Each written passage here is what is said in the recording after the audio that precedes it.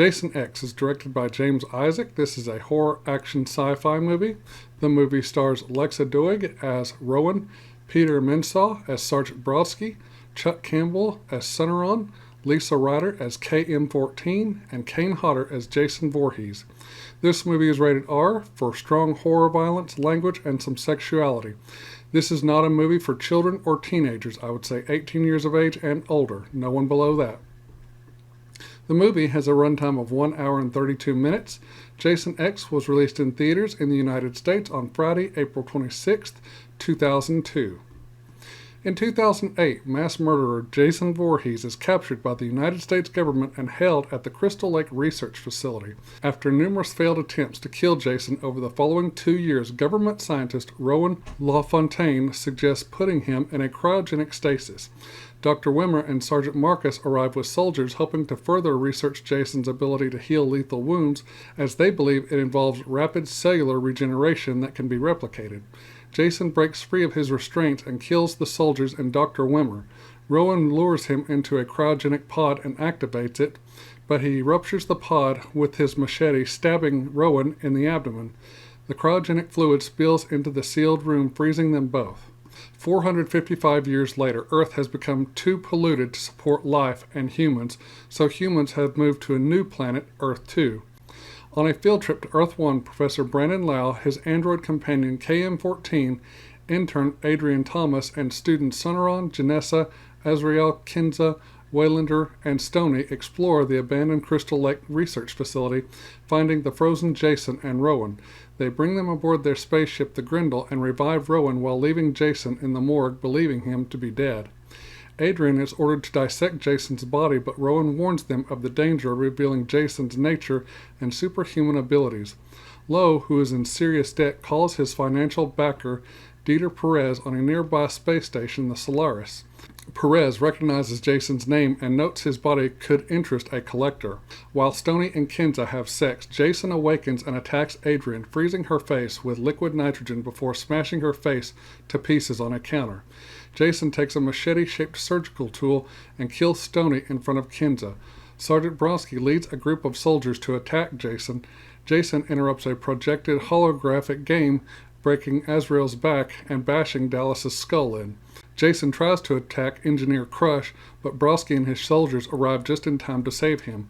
After Brodsky splits up his team, Jason kills them one by one. Lowe orders the pilot Lou to dock at Solaris. Jason kills Lou and the ship crashes through Solaris, destroying it and killing everyone on board the space station. Jason breaks into the lab and reclaims his machete and decapitates Lau. With the Grendel crippled, the survivors head for a shuttle while Sonoran upgrades KM-14. After the crew member Crutch is electrocuted by Jason, Kinza panics and attempts to escape on her own but forgets to release the shuttle's fuel line, causing it to crash into the ship and explode. Sonoran reappears with an upgraded KM-14 who wields weapons and combat skills to stand a better chance against Jason. After having his right arm, left leg, right ribs, and part of his head blasted off by KM-14, his body is knocked into a nanite-equipped medical station. The survivors send a distress call to set the explosive charges and separate the ship's undamaged pontoon from the main section, all the while believing Jason is dead. The medical station nanites rebuild Jason, who becomes a cyborg. With his new strength, Jason easily defeats KM-14 by punching her head off. As Sonoran recovers her still-functioning head, Jason is stopped by Waylander, who sacrifices himself by setting up the charges while the others escape. Jason survives and punches through the hull, causing Janessa to die in the vacuum of space. A power failure with the docking door forces Brodsky to go outside in an EVA suit to fix it. To distract Jason, a holographic simulation of Camp Crystal Lake is created with two virtual teenage girls, and after killing them, Jason realizes the deception just as the door is fixed. Still in his EVA suit, Brodsky confronts Jason so the rest can escape. As they leave, the pontoon explodes, propelling Jason at high speed towards the survivors. Brodsky intercepts Jason's space flight and maneuvers them both towards Earth 2's atmosphere, where they are both incinerated on atmospheric re-entry. Sonoran, Rowan, and KM-14 escape as Sonoran assures KM-14 she will have a new body very soon. On Earth 2, a pair of teenagers are by a lake when they see what they believe is a falling star. The teenagers go to investigate as Jason's charred mask sinks to the bottom of the lake. That is the summary synopsis of the film. Here are my negatives. Some of the acting is pretty bad by the younger actors in the movie. It is not as bad as some of the acting in the other Friday the 13th films, but it's still pretty bad. The visual and special effects, along with the CGI, is pretty bad in this movie. This was that period from about 2000 to 2011 when CGI and visual effects went through a period where they just did not look good and looked pretty shitty in almost everything. The story is pretty far-fetched, but as fun and entertaining as this movie is, I can overlook that. There are some things in the story that don't make sense, but other than that, it is okay. Those are all my negatives. Now, let's talk about my positives. The story is okay, but like I said, pretty far-fetched, but it's just a fun, enjoyable, and entertaining movie. The production design and look of the film was great, especially the interior of the ship where the movie takes place. It has a sleek, slick, shiny, polished look to it. The blues, along with some reds and oranges, give it this really interesting look, along with chrome and metal you see in the interior of the ship, and to me, it's absolutely beautiful. Most of the characters in the film are okay, but the two young girls who are students who cry and whine a lot, that does get old after a while.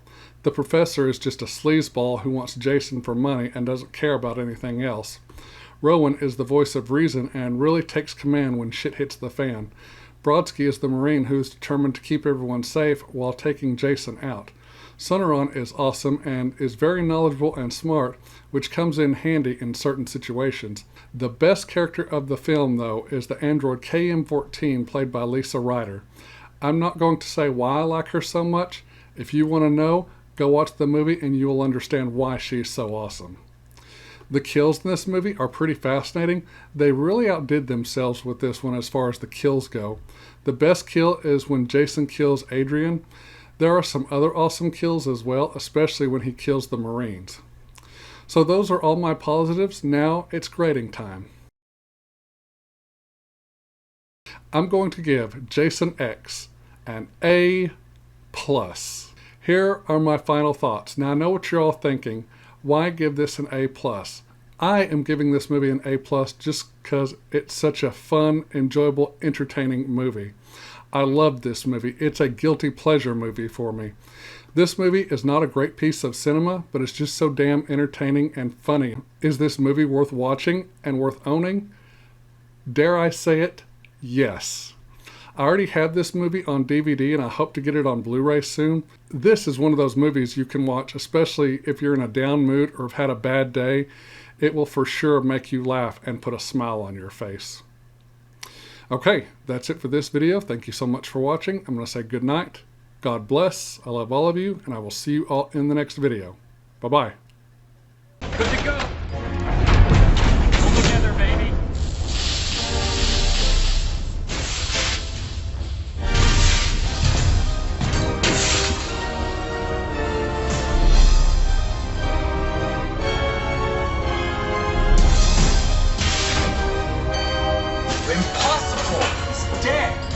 I'd say it got better. It's been modified. Oh, yeah.